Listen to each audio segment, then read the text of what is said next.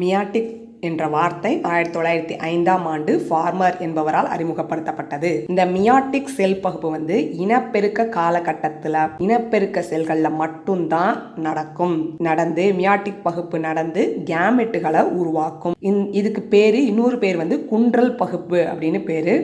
ஏன் குன்றல் பகுப்பு அப்படின்னு சொல்றோம்னா, தாய் செல்ல இருமய குரோமோசோம் நிலை இருக்கும், அதாவது 2n நிலை இருக்கும். சேய் செல்ல ஒருமய குரோமோசோம் நிலை தான் இருக்கும், அதாவது n குரோமோசோம் தான் இருக்கும்.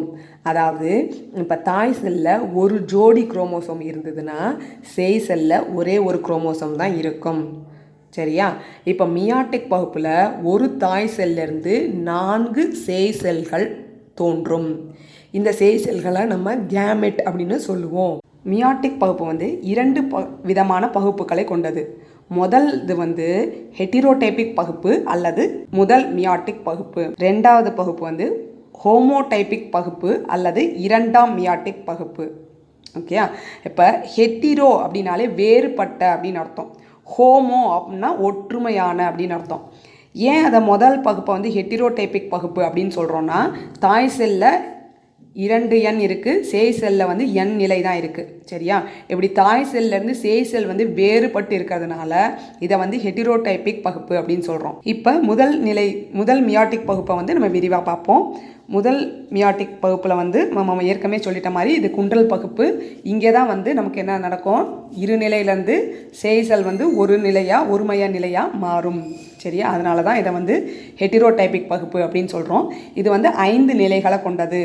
ஒன்று புரோநிலை 1, மெட்டாநிலை 1, அனாநிலை 1, டீலோநிலை 1, சைட்டோபிளாச பகுப்பு 1. புரோநிலை 1 நீண்ட கால அளவை கொண்டது. சரியா? நிறைய நேரம் நடக்கும். இந்த புரோநிலை 1 5 நிலைகளா திருப்பியும் பிரிக்கிறாங்க. ஃபர்ஸ்ட் லெப்டோட்டின், அடுத்தது ஜைகோட்டின், அடுத்தது பேக்கிட்டின், அடுத்தது டிப்ளோட்டின், டயகைனன்சஸ். சரியா?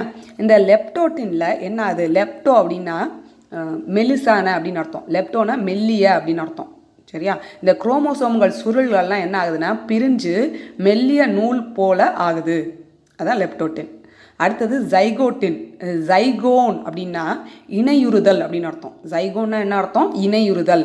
ஸோ இந்த பேரை நம்ம ஞாபகம் வச்சுக்கிட்டோம்னாலே அங்கே என்ன நடக்க போகுது, அந்த நிலையில் என்ன நடக்க போகுது அப்படிங்கிறத நம்ம எழுதிடலாம்.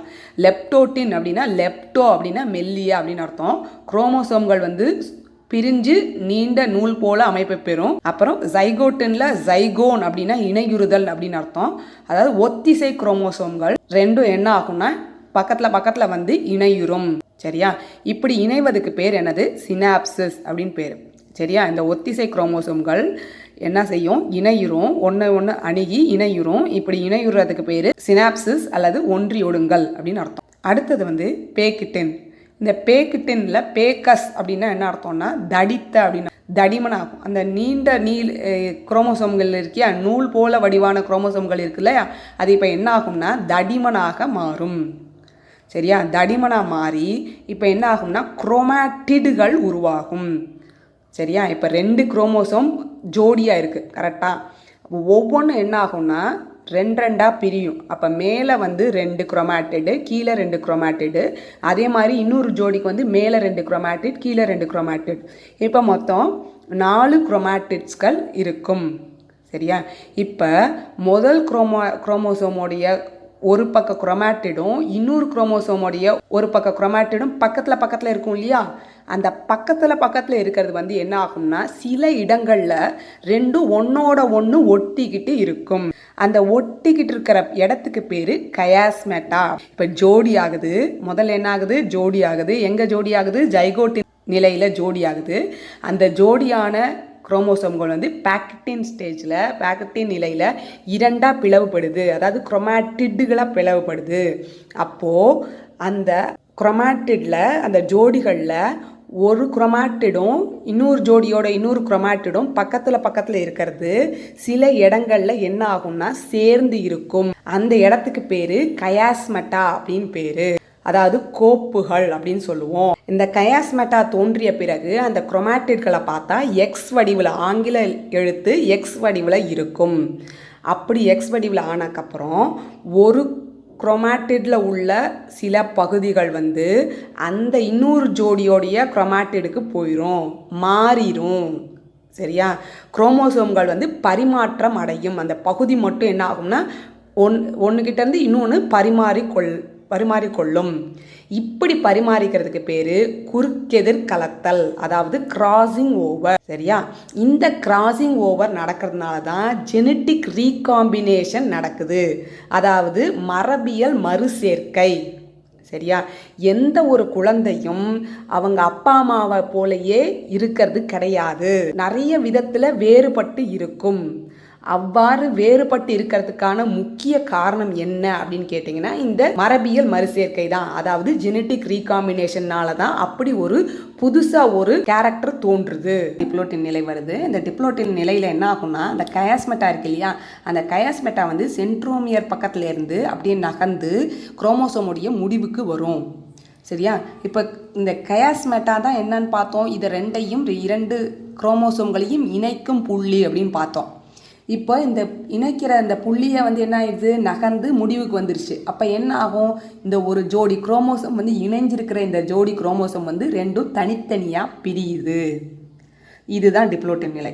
சரியா? இணைஞ்சிருக்கிற குரோமோசோம் ரெண்டும் தனித்தனியாக பிரியுது, கயாஸ்மெட்டா நகர்ந்து முடிவுக்கு வந்துடுது.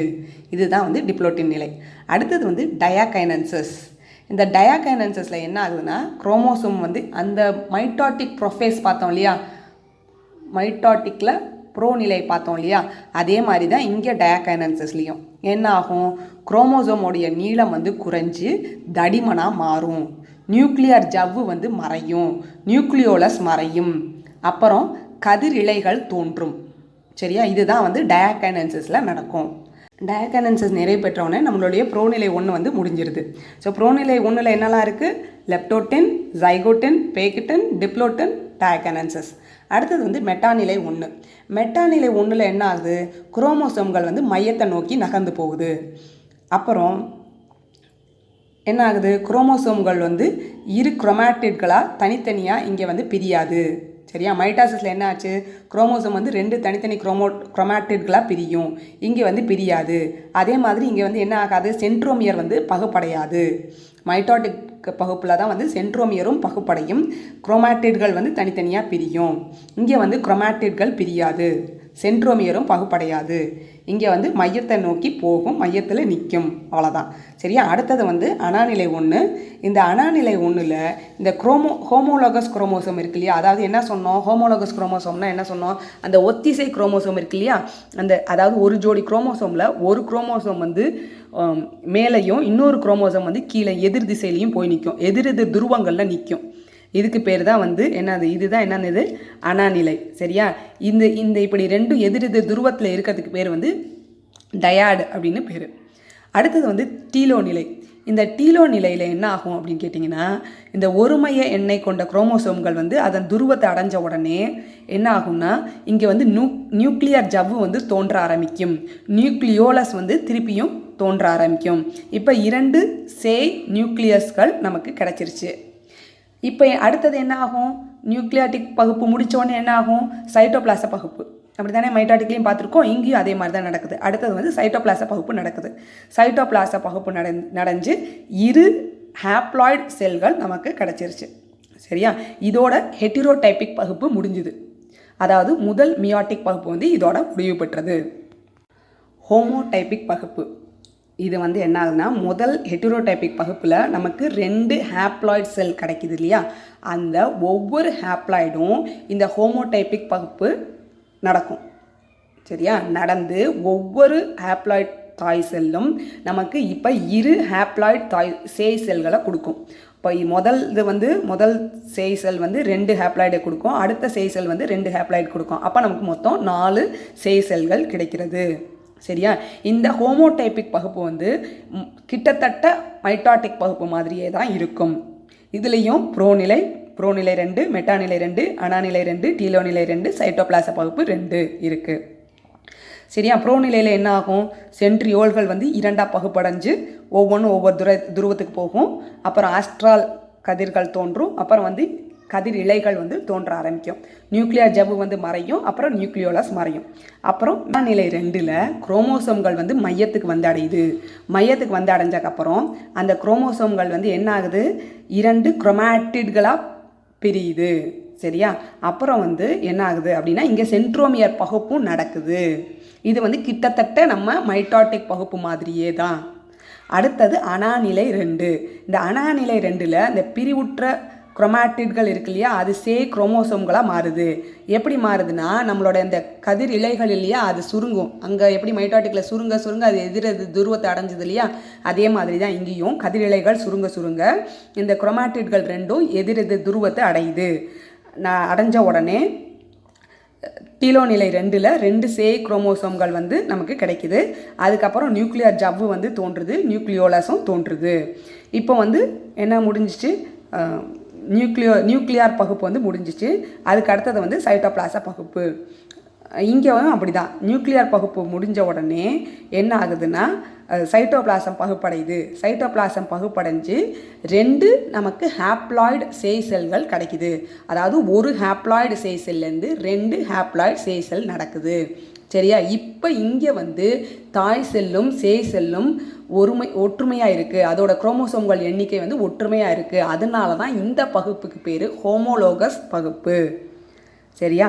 இப்போ மியாட்டிக் பகுப்போடைய முக்கியத்துவம் என்ன அப்படின்னு பார்த்துட்டோன்னா, இந்த மியாட்டிக் பகுப்பு நடக்கிறதுனால தான் நமக்கு வந்து ஜெனட்டிக் ரீகாம்பினேஷன் இருக்குது. சரியா? அதனால தான் வந்து சிற்றினங்களில் வந்து மரபியல் வேறுபாடு வந்து ஒரு சந்ததியிலேருந்து அடுத்த சந்ததிக்கு கடத்தப்படுது. சரியா? இந்த மியாட்டிக் பகுப்பு நடக்கிறதுனால மட்டும்தான் என்ன ஆகுதுன்னா குரோமோசோம்களுடைய எண்ணிக்கை வந்து பராமரிக்கப்படுது. சரியா? இது ரெண்டும் தான் வந்து மியாட்டிக் பகுப்போடைய முக்கியத்துவம்.